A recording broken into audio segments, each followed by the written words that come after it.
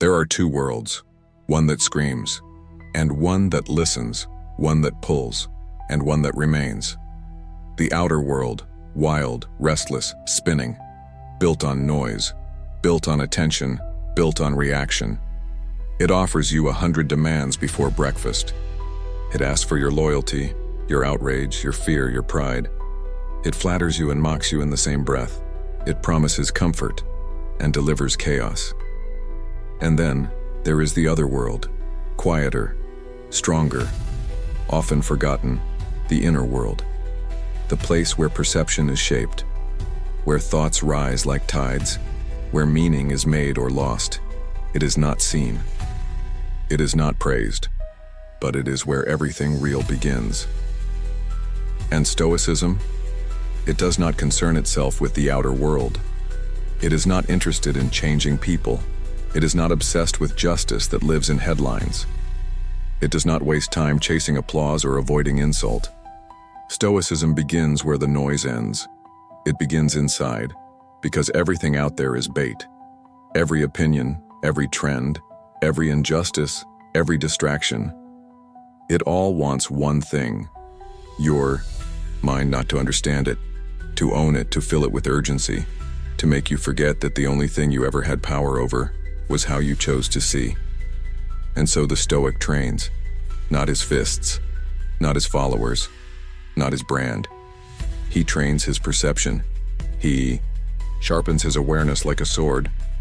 He disciplines his mind like a soldier. He returns again and again to the only battlefield that ever mattered, his own judgment. Because he knows, if he loses that, he loses everything. You can survive the collapse of an empire, but you cannot survive the collapse of your own reason. You can endure the loss of your name, but you cannot endure the loss of your inner command. And that command? It starts in silence. It starts when you wake up and choose not to check the noise. It starts when you are insulted and choose not to respond. It starts when life is unfair and you choose not to make it worse by flailing for control you never had. Because the Stoic does not seek to bend the world. He seeks to bend himself, to bring every impulse, every emotion, every reaction into alignment with virtue. And virtue, true virtue, is never loud. It is precise. It is clean. It is still. That stillness is not given. It is earned through repetition, through refusal, through the daily decision to withdraw from the circus, not physically, but mentally. Because withdrawal is not apathy, it is mastery. It is saying, I will no longer waste energy on what belongs to others.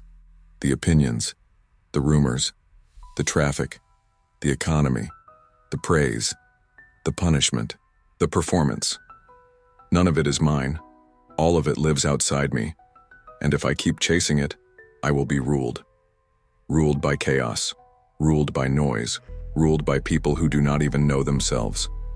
So the Stoic steps back, not to disappear, but to remember, to return to the only place where real control lives.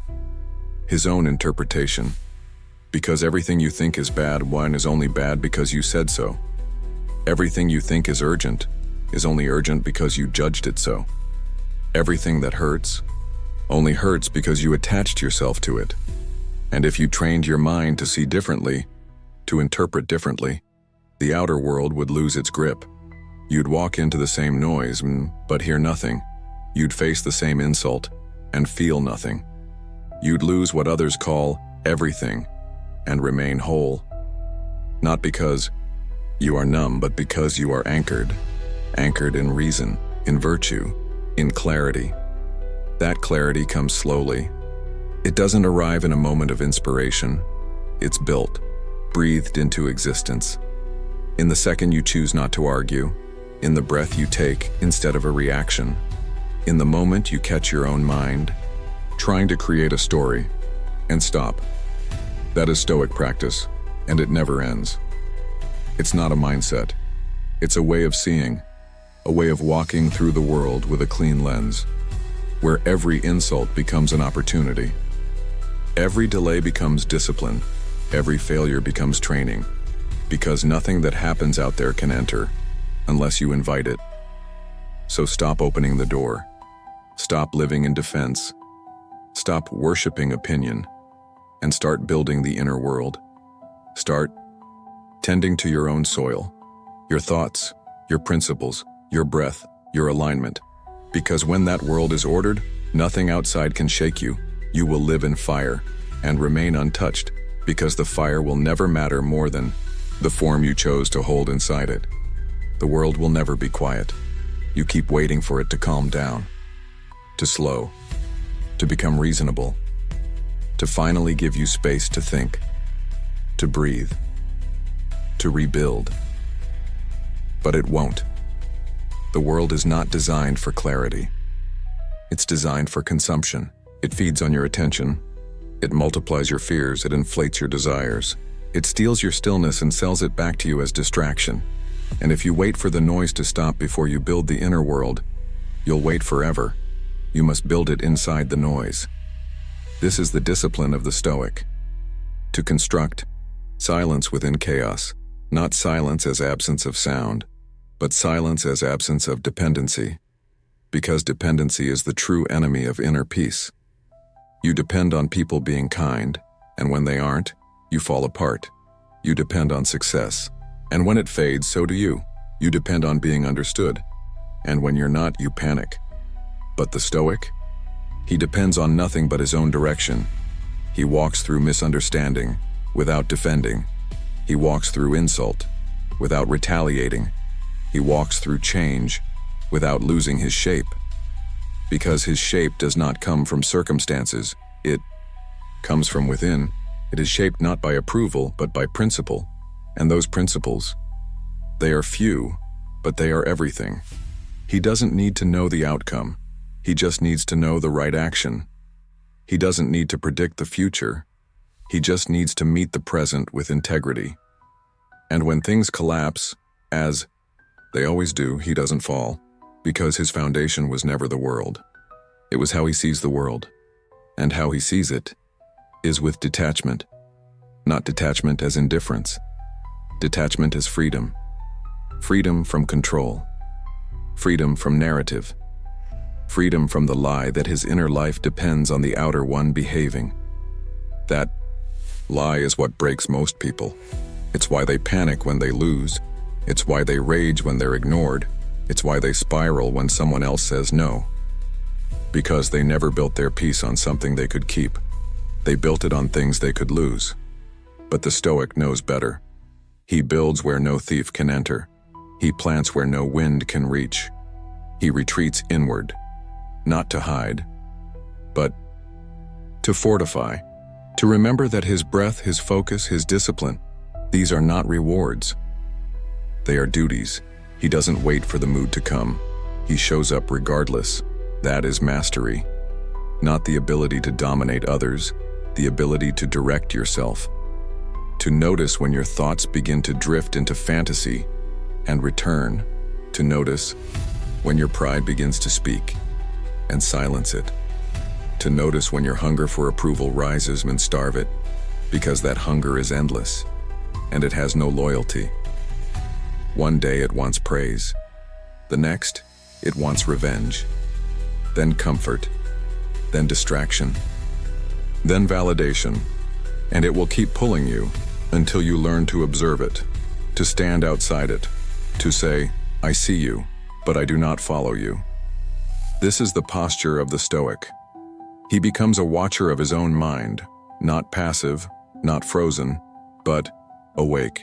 And in that wakefulness he gains space, and in that space he regains power. Because the longer you can wait before reacting, the more likely you are to act with reason. That pause, that sacred pause between trigger and response, it's where your entire character is formed. It's where the weak man lashes out, and the strong man breathes, where the noisy mind explodes, and the quiet one returns, where the undisciplined collapse, and the anchored man remains. And that anchoring, it comes not from confidence but from clarity. Clarity that you were never here to control outcomes. Only your alignment with virtue. You don't control whether they understand you. You control whether you speak with honesty. You don't control whether they respect you. You control whether you act with dignity. You don't control the tide. You control your stance. And if that stance is trained, if it is shaped by stillness, not noise, you can walk through any storm, because the storm is not your enemy. The desire to avoid it is, but the Stoic has no need to avoid. He walks through life with eyes wide open, because nothing frightens him more than forgetting who he is and living as someone else.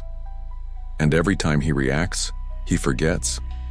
Every time he pleads with the world to change so he can feel okay, he forgets.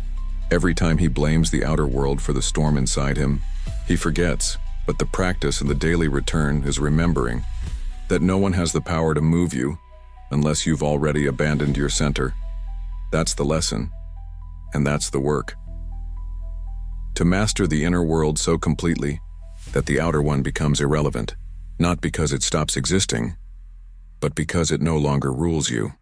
You've been told that life happens to you, that the outer world is king, that you must adapt, react, perform, that your peace is earned through comfort, that your worth is measured by response, by applause, by recognition, by the balance between what you own and what you've survived.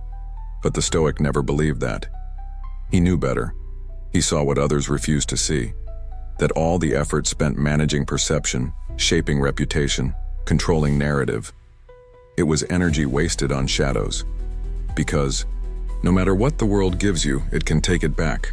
The wealth, the love, the momentum, the body, the name, all of it, passing. And if you build your identity on the sand of externals, don't be surprised when the tide carries it away.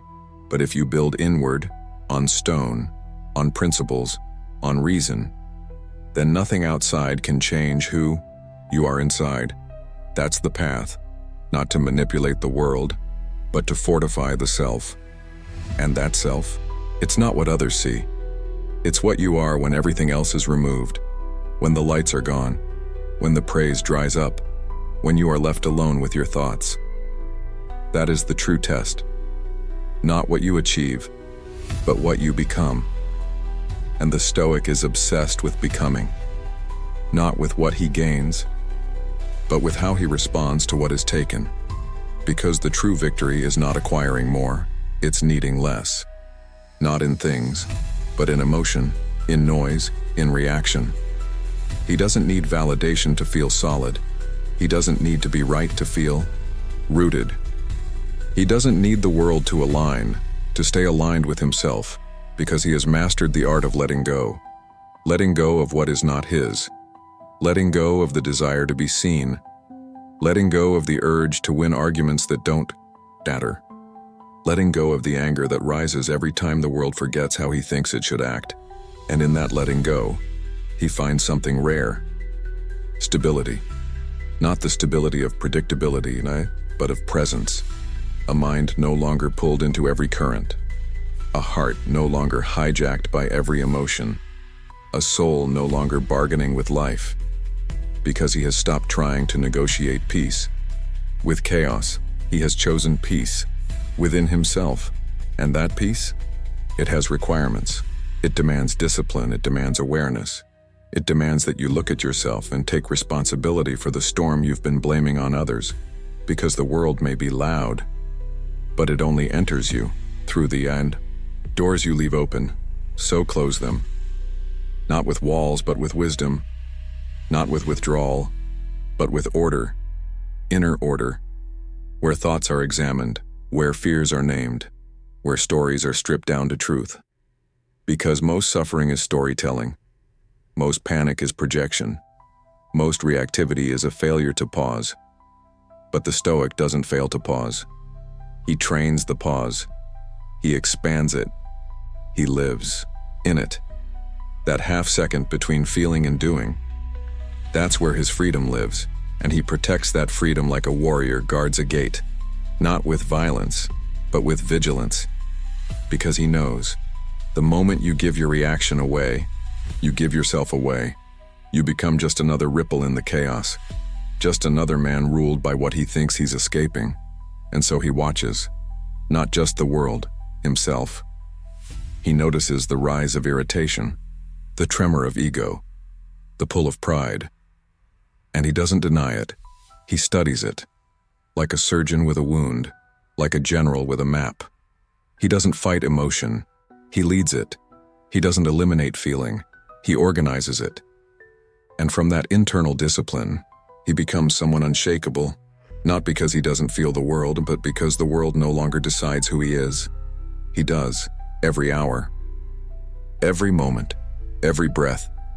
Because mastery isn't a destination, it's a choice we repeated, in silence, without witness, without applause. You want peace? Then build it. You want clarity?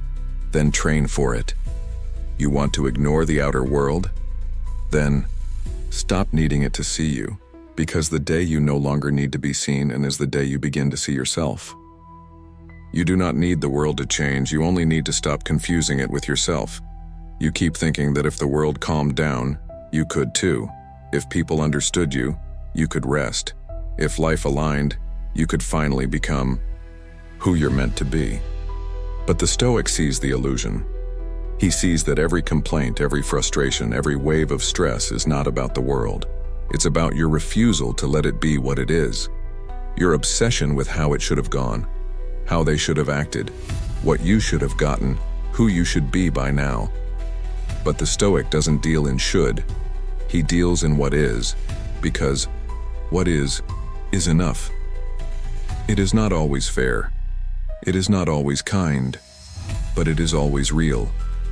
And that is all he requires to practice, to apply the discipline of reason, the practice of self-command, the art of stillness in motion. Because if the Stoic were to wait for a calm world, he would have waited forever. Instead, he chose to create calm where none existed. He became it, not by ignoring injustice, but by refusing to let it corrupt his clarity. Not by withdrawing from the world, but by detaching from its power over his state. That is a subtle strength. It looks like silence, but it is full of muscle. It looks like inaction, but it is grounded in restraint.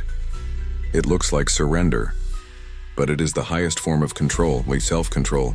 You want to master the inner world?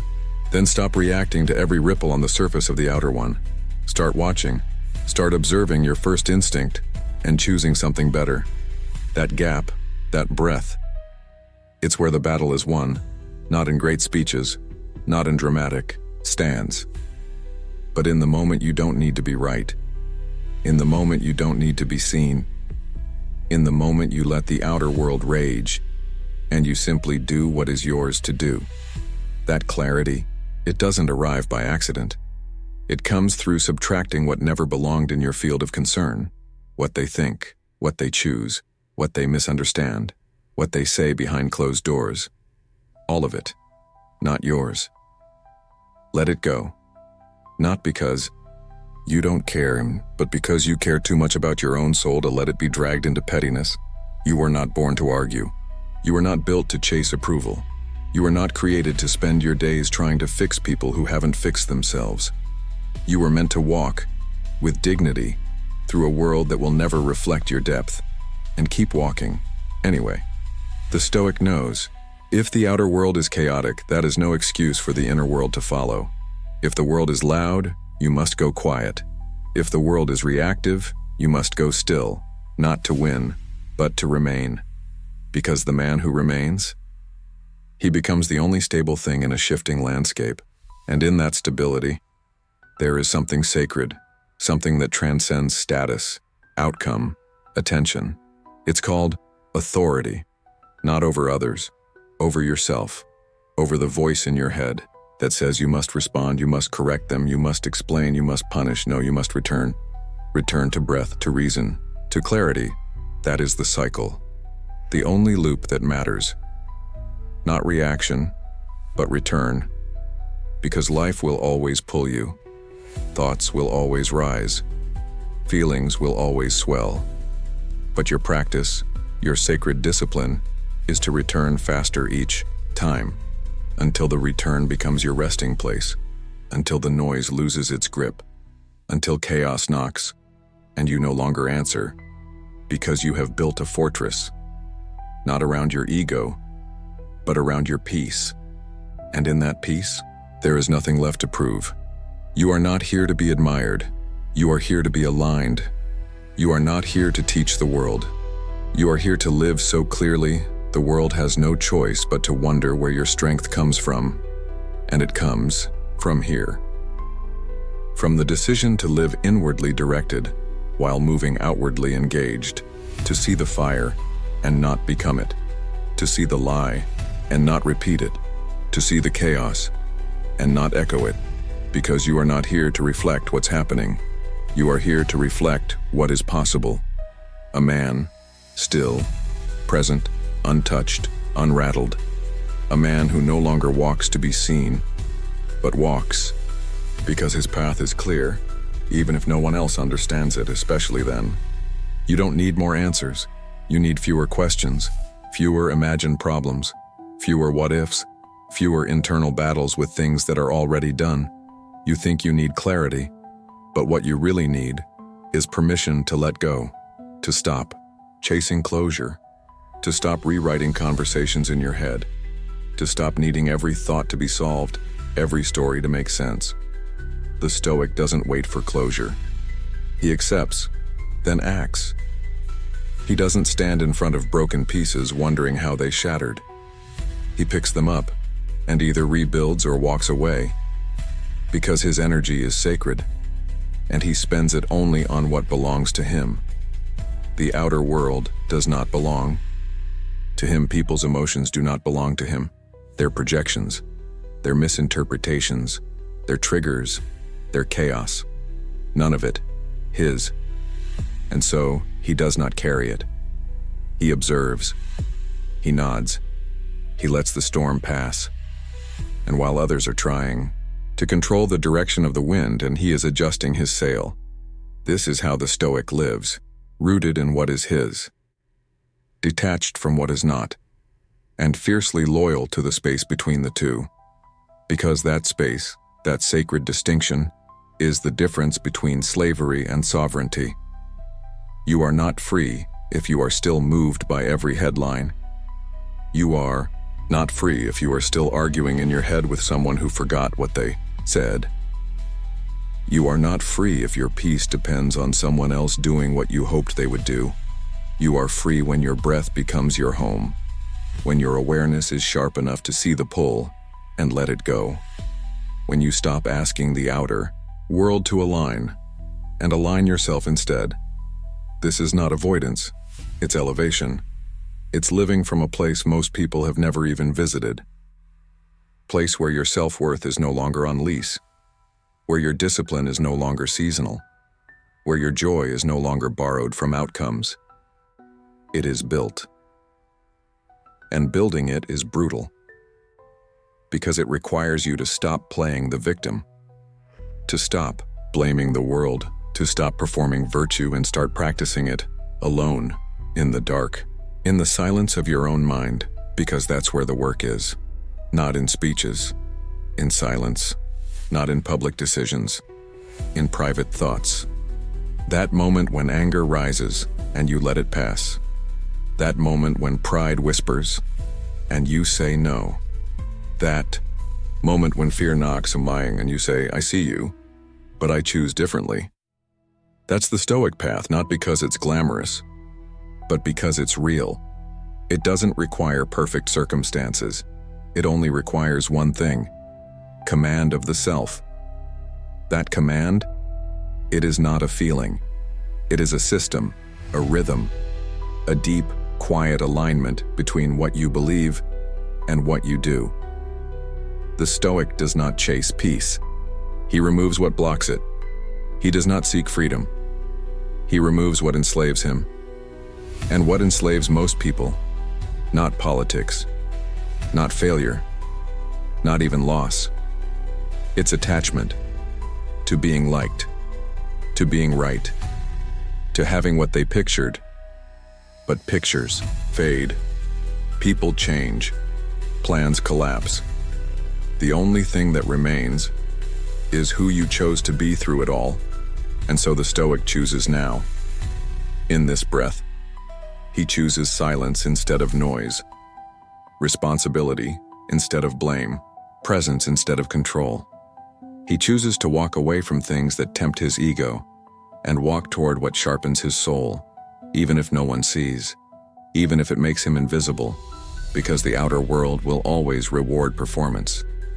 But the inner world, it only responds to truth, and truth doesn't shout. It waits. It waits in the quiet corners of your day, in the moments between messages, in the pause before you speak, in the question, is this who I said I would be? And if the answer is yes, then no chaos can touch you, because you are not living in reaction, you are living in response. You are not ruled by your environment, you are shaped by your values. And when the world loses its mind, you will not need to lose yours. You will simply return to breath, to clarity, to the deeper current of stillness that flows beneath all things, because that stillness was never out there. It was waiting inside you, for you to stop chasing and start choosing. There is a shift. It happens quietly, not in a ceremony, not with a victory, not even with a realization. It happens in the day you stop needing the outer world to reflect your inner one. It happens the moment you stop asking, why is this happening to me? And begin asking, who am I in the face of this? That shift, it's subtle, invisible from the outside, but it changes everything. Because suddenly, the source of your peace is no longer conditional. It no longer depends on the apology, on the outcome, on the plan going as imagined. It depends on your stance, on the discipline of perception. The Stoic is not trying to feel good. He is trying to see clearly, because from clarity, everything else flows. You do not need to fix the world when you can see it without distortion. And the biggest distortion? That it owes you something. It doesn't. Not explanation, not fairness, not reward. The world offers you a field. Your task is how you move within it. And the only enemy? The part of you that believes you are owed. That's what needs to die. The entitlement, the attachment to comfort, to justice as you define it, to order as you've imagined it. Let it die, so the real self can rise. The self that is not made from reaction, but from response. The self that isn't chasing resolution, but living in alignment. And alignment? It's not an idea. It's not a mood. It's a decision, repeated 1,000 silent times. To stay grounded when pride flares, to stay silent when ego itches, to stay kind when cruelty would be easier. That is strength. Not the ability to overpower, the ability to withstand. Without becoming what you're withstanding, that's what people don't understand. They think the Stoic is cold, but he's not. He's measured. His emotion doesn't control him, but it informs him. His anger doesn't disappear, but it becomes clarity. His fear doesn't vanish, it becomes preparation. His sadness doesn't weaken, it becomes compassion.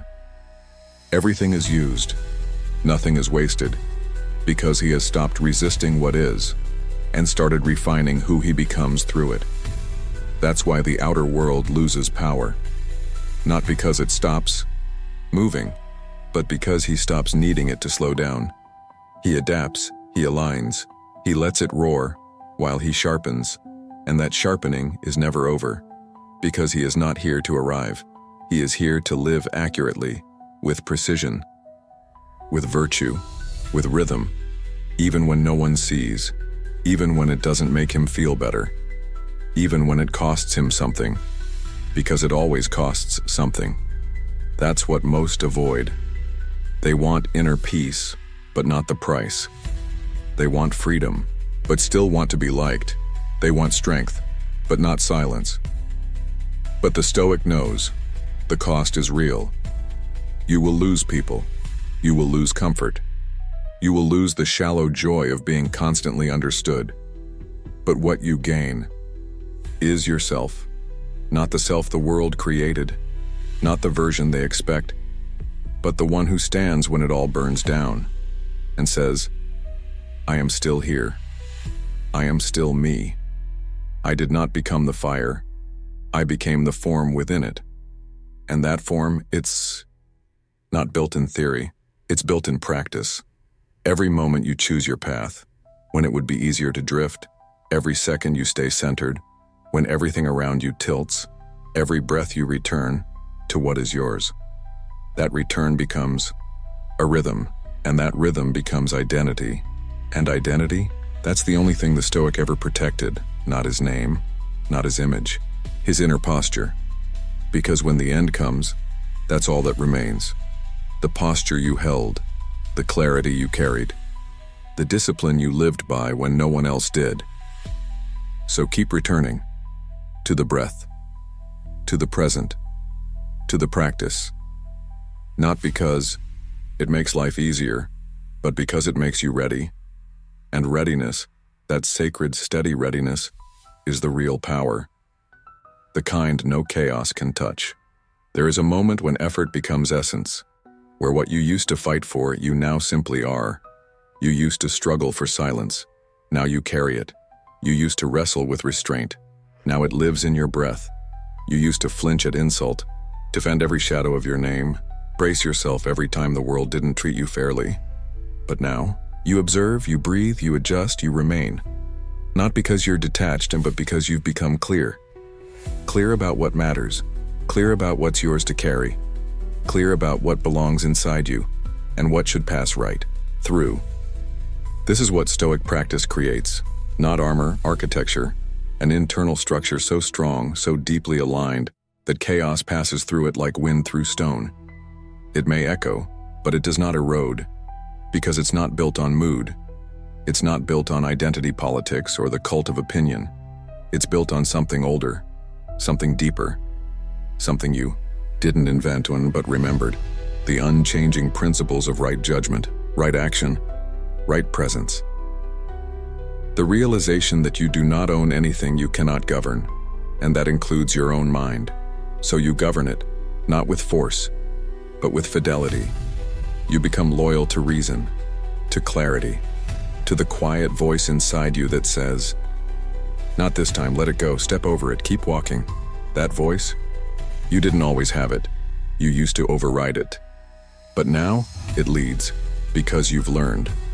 It's not your anger that makes you strong. It's what you don't need to say. It's not your control that gives you peace. It's your ability to release it. It's not your dominance over others that makes you free. It's your ability to walk past the noise without losing your center. You are no longer pulled by every emotional current, no longer baited by every fight, no longer interested in winning debates that cost you your equilibrium. Because the outer world, it never gave you peace, it only gave you conditions, temporary, unstable, slippery conditions. But now, you've stopped negotiating with it. You've stopped performing. You've stopped trying to make it mirror what you wish it would be. You see it as it is, and you walk forward anyway. Because now, your focus is not on correcting the world. Your focus is on correcting your course within it. And that course, it is inwardly mapped. Every step measured not by applause, but by alignment. Every breath tested not by ease, but by truth. And the truth? It doesn't always feel good, but it's always light. It doesn't flatter you. It frees you from the story that says you must be seen, from the illusion that says you must win, from the lie that says you must be in control to be whole. You are whole already. You always were, but you buried it under noise, under anger, under comparison, under the addiction to being right. But now, you've stopped digging outward. You've started remembering inward. And what you remember is enough, because it's not just silence that's returned, it's sovereignty. You don't need perfect conditions to be excellent. You don't need the room to be still to become still. You bring stillness with you, like a man walking through war with an unmoved flame, like a soldier who prays not for safety, but for strength. Like the marble that watches centuries of storms and remains untouched. This is the Stoic ideal, not perfection, constancy, not popularity, integrity, not emotional numbness, but the ability to feel everything and still choose what is right, and that choosing. You've done it so often now that it's no longer effort, it's identity.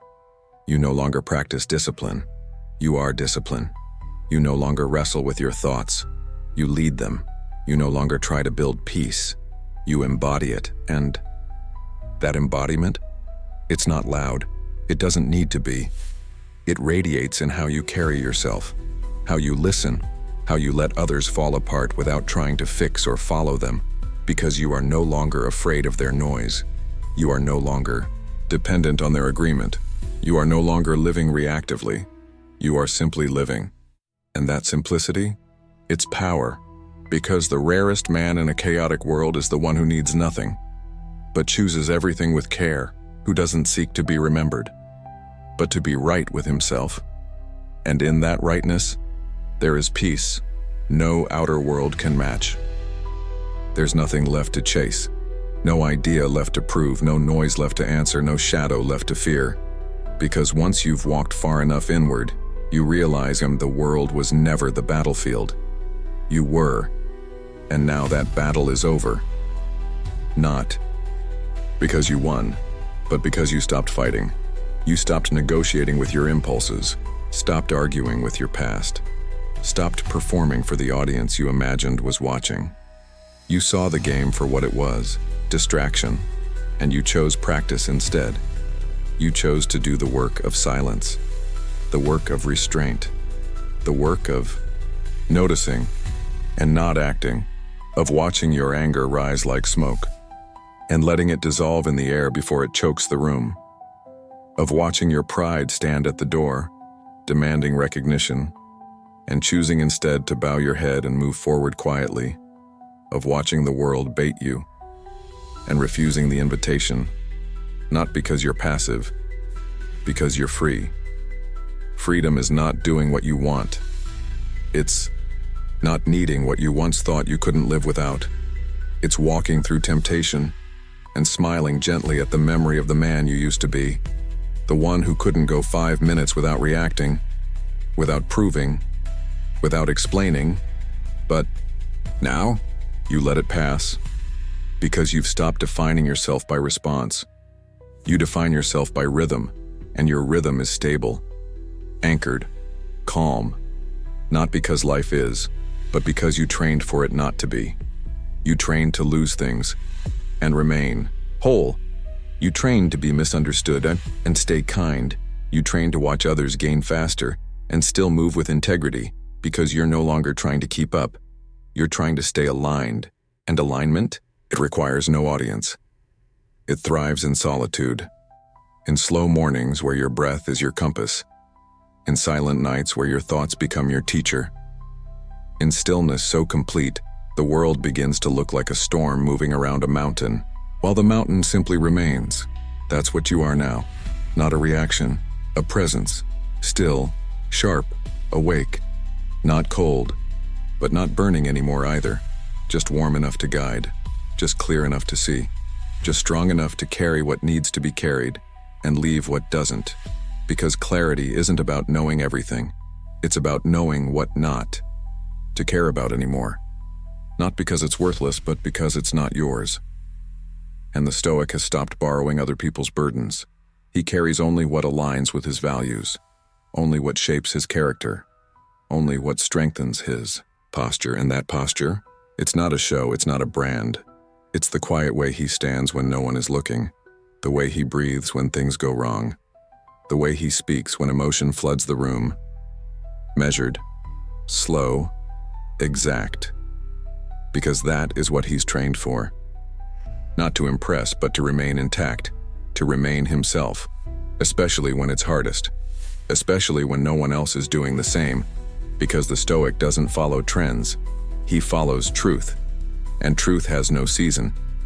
It doesn't evolve with popularity. It doesn't fade when others forget it. It just sits silently, waiting to be returned to. And you? You've returned, and now you don't leave. No matter what breaks, no matter who blames, no matter how loud the noise becomes, you stay, right here, rooted, clear, whole. Because you've seen what lies beyond reaction. You've touched what lives beyond the storm. And you know, once the inner world is ordered, the outer one becomes irrelevant. Not because it stops, but because you no longer need it to pause before you act with honor. You act with honor anyway, because that's who you are. Now, not someone trying to be stoic, but someone who simply is. There is no need to defend what is unshaken, no urgency, no panic, no armor. Because when you have nothing to prove, you move differently. You speak less, you listen more. You act, not from pressure, but from presence. That presence is not a performance. It's a result of days, weeks, years spent walking inward instead of outward, of watching the world chase itself in circles, while you sit still inside your own breath. You don't tell people who you are. You show them through what you no longer react to, through what no longer requires your response, through what no longer deserves your energy. Because your energy, it's sacred now. You spent too many years pouring it into things that never gave it back. Too many days bending over backwards for people who only knew how to pull. Too many nights staring at the ceiling, arguing with moments that had already passed. But now, you understand the outer world is not your home, it is a theater.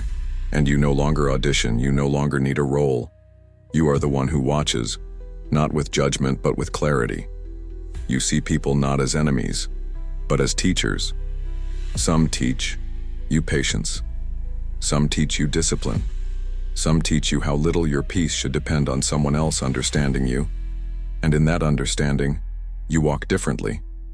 Not quickly, not loudly, but deliberately. Every step, a choice. Every word, intentional. Every response, filtered through virtue before leaving your lips. Not because you're trying to be stoic, but because you've burned away everything that isn't.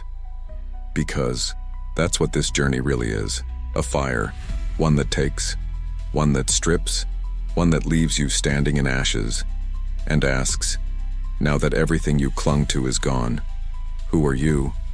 And your answer, not spoken, lived, in how you endure silence, in how you carry disappointment, in how you stay kind when it's easier to collapse into cynicism, because there is no strength in bitterness, only wasted breath. The Stoic does not waste breath. He speaks with direction. He moves with reason. He waits.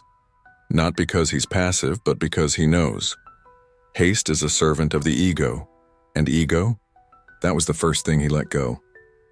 The need to be right, to be admired, to be the loudest or the last word. It's gone. Burned. And what remains? Essence. Not identity. Not name. Not narrative. Just the man, without image, without defense, without desire to be more than simply aligned. And that alignment, it no longer wavers. Because it's not built on inspiration, it's built on practice. Thousands of tiny moments where you could have escalated, but didn't. Where you could have indulged, but refused. Where you could have retaliated, but returned to your breath. That return, it's everything.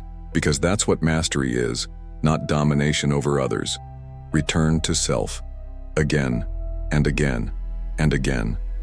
Until it's no longer a return, it's a home, a default, a resting point so solid the storms can scream and you can hear them, without ever becoming them.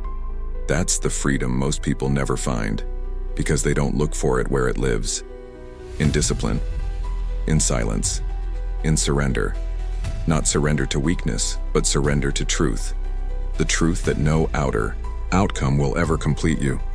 That no apology will give you what your own forgiveness can. That no amount of noise will clarify what can only be heard in stillness. And so you protect that stillness.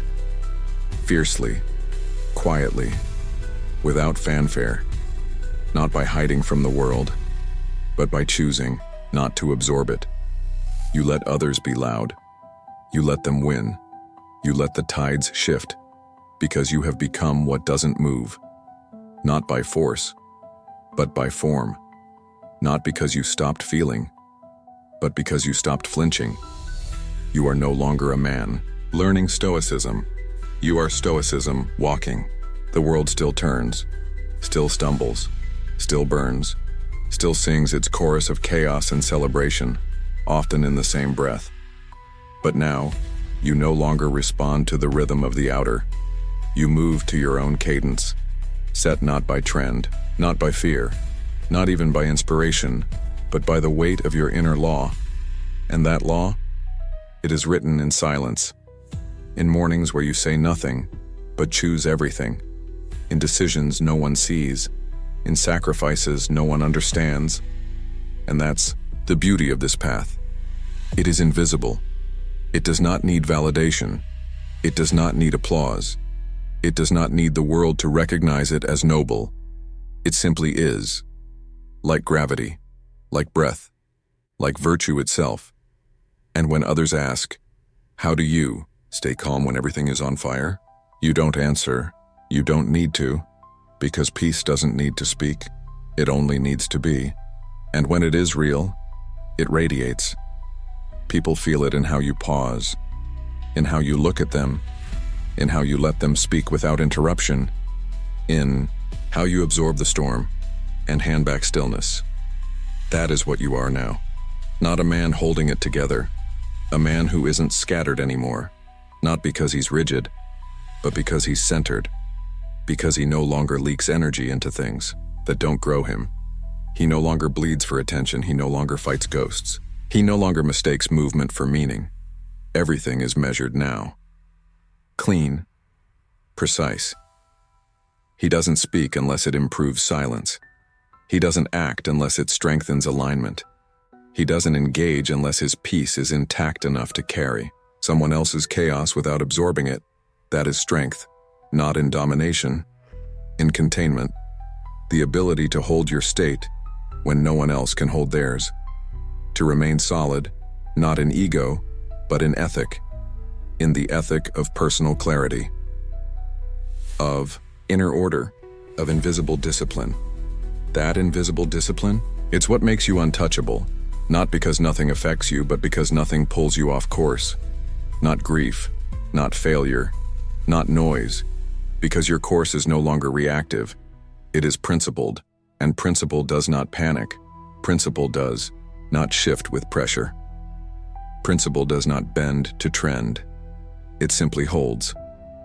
Like a blade sharpened over years of internal warfare, like a stone polished by decades of inner weather, like a man who no longer needs to raise his voice to speak with force, because his presence is his proof, and that presence, it isn't found in retreat, it's forged in fire, in the arguments you didn't engage, in the moments you could have run, but stood instead, in the seconds between being provoked and choosing stillness over vengeance.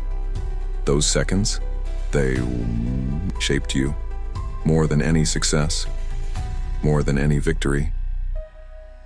Because in those seconds, you met yourself, not the self you perform, the one underneath, and you chose him again and again until he stopped disappearing, until he became the default, until the world could spin and scream and you would still move slowly, speak wisely, act justly, not because it's easy, but because it's who you are now.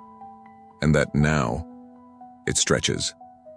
It becomes your home, a place where nothing outside needs to be tamed, because you no longer let it roam free inside you. That's what people feel, but can't name. Not confidence, not charisma, equanimity. The rarest posture, the one that doesn't flinch when others posture, the one that doesn't collapse when others react, the one that doesn't rush because it knows where it's going. And where are you going? Nowhere. You've arrived, not in destination but in orientation, You don't need to go anywhere to become better. You only need to stand, right here, and keep choosing what is aligned. And that alignment, it has no expiration, no finish line, no medal, it is quiet and infinite and yours. You're no longer here to explain yourself. You don't owe the world your thoughts. You don't owe it your reactions. You don't owe it your presence every time it demands your attention. What you owe is to the inner contract you signed, with yourself, silently, without applause, without fanfare. The contract that says, I will act with clarity even when others are confused. I will speak with purpose even when others shout from pride. I will hold my shape even when the world forgets its own in that holding. It's no longer an effort. It's who you are, because you've stopped negotiating with the part of yourself that needs to be heard. You've stopped giving oxygen to the part that wants revenge. You've stopped honoring the instinct to be louder and started honoring the principle of being anchored, because now you understand. You don't need to match energy. You need to master your own. You don't need to correct the chaos. You need to stay uncorrupted by it. That doesn't mean you don't feel. It means you don't follow feeling where it doesn't serve you. That's what Stoicism has taught you. Not how to be unaffected, but how to respond from center.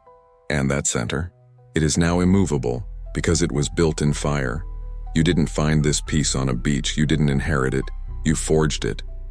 In the mornings you didn't want to get up, but did. In the moments you could have erupted, but inhaled. In the disappointments you could have turned bitter, but stayed soft and focused instead. That is real power, not controlling others. Mastering yourself, and not for reward, but because anything else would be a betrayal, not of society, but of your own ethic. You are no longer a man looking for the path. You are the path, walked consistently enough that it now walks itself. That's the level most never reach, because they quit just before they stabilize. They doubt just before. The habit locks in. They want it to feel good before they feel like doing it. But you've stopped needing to feel like it. You've made doing it your nature. That's the ultimate Stoic trait, living by code, not by condition. And when you do, you become invisible to the noise. The world still calls, still blames, still distracts. But you're no longer tuned to those frequencies. You're tuned to something deeper. A resonance that doesn't shift with volume, that doesn't tremble with tension, that doesn't sell itself just to be understood. Because you know, understanding is not the highest form of connection. Integrity is. And integrity doesn't require company. It just requires that you don't break yourself to belong. So, you don't. You walk alone, often not in exile, but in freedom. Freedom from the need to be mirrored, freedom from the need to be managed, freedom from the emotional contracts you once signed out of fear. You've burned all that now, and in the ashes, there is not emptiness, but essence. What remains when you no longer play roles? What lives in you when everything else is stripped away? That essence. You protect it now, fiercely, but silently, because you know it's not bulletproof. It can still be stained by ego, still be hijacked by pride, still be lured by the temptation to perform. So you stay vigilant, not with tension, but with awareness. You no longer wait for chaos to arrive to remember who you are. You live as if it's already here, because it is. Chaos doesn't announce itself anymore. It lives in the air, in every post, in every unfiltered voice, in every demand to respond now. And you don't. You breathe. You wait. You answer only when answering is required, not to prove, but to clarify, and often even that, you let go. Because you know, sometimes the highest clarity is silence, and you're no longer afraid of what that silence says about you, because the world might misunderstand you. But you don't misunderstand yourself anymore, and that's what matters. There is no end, not to this path, not to this practice, not to the discipline of presence, because life will not stop testing you. It will not pause to honor your growth. It will not adjust itself to your peace. It will not bend around your clarity. And so you don't expect it to. You don't ask the world to meet you where you are. You just keep standing where you said you would, in silence, in strength, in the sacred steadiness that comes not from being untouched, but from choosing not to be moved. Because now you know, nothing outside can shake what is anchored inside, unless you give it permission, and you no longer do. You no longer hand over your mornings to noise. You no longer trade your breath for reaction. You no longer outsource your clarity to people who've never met themselves. You live inward, not in isolation, but in orientation. You face what matters, and you turn your back on what doesn't, not with contempt but with calm, because some things are not yours to carry, some fires are not yours to put out, some wars are not yours to fight, no matter how loud they call your name. You've stopped answering, not out of indifference, but because your energy is too aligned to be spent on distraction. You walk past the bait. You walk past the drama. You walk past your own need to prove that you've healed, because you no longer heal for others to notice. You heal to stop bleeding on people who didn't cut you. You heal to become responsible for the way you walk through this world, no matter what it throws at you. That responsibility, it's not heavy anymore, it's holy, because it reminds you you are not here to be liked. You are here to live well, and living well does not mean perfect peace. It means peaceful posture, even in noise. It means stillness of soul, even when the body moves through difficulty. It means clarity of intention, even when outcomes blur, because you no longer live for outcomes. You live for orientation. To wake up each day and turn inward first, to rise not with speed, but with sovereignty. To walk not with urgency, but with understanding that this day and this moment is not a test. It is an invitation to show up as you have trained to speak only when needed, to act only when aligned, to respond only when responding is an extension of peace and not an extension of pride. And when you don't collapse. You don't condemn yourself. You simply return, because return is the rhythm of the Stoic, not perfection. Return to breath, to principle, to posture, again and again and again, until one day you no longer return to center. You live from it. It becomes your home, your starting point, your default, and from that place, the world no longer overwhelms. It informs, but it does not rule. It moves, but it does not direct. It speaks, but it does not decide. You do. You choose. And your choices, repeated over time, become the architecture of your freedom, a structure invisible to the eye, but undeniable in presence. Others feel it, in your calm, in your refusal to escalate, in the way you breathe through storms and never try to own the sky, because you've learned. The sky does not belong to you, but your breath does. And as long as you have that, you have command of your tone, of your timing, of your touch. You are no longer reactive. You are responsive. And response, rooted in clarity, is how the Stoic leads, without titles, without noise, without needing anyone to notice. Because the ones who carry peace don't advertise it, they embody it.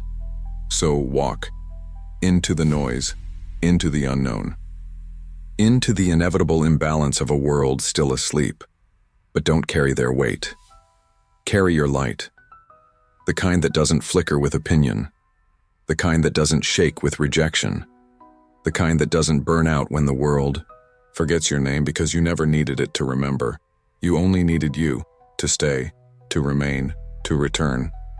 And now, you do.